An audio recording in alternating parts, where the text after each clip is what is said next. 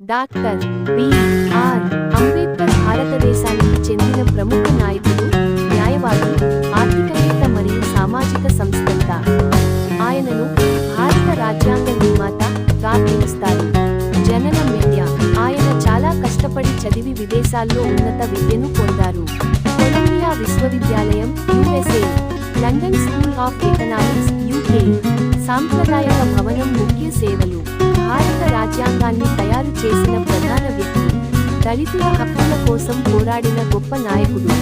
సమానత్వం, స్వేచ్ఛ, న్యాయం కోసం కృషి చేశారు.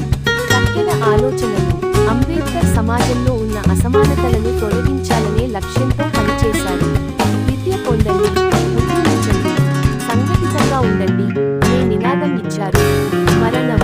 ఆయన 1956 డిసెంబర్ 6న మరణించారు. మెరిసే నక్షత్రం ముగింపు. డాక్టర్ అంబేద్కర్ జీవితమే మనకు ప్రేరణ.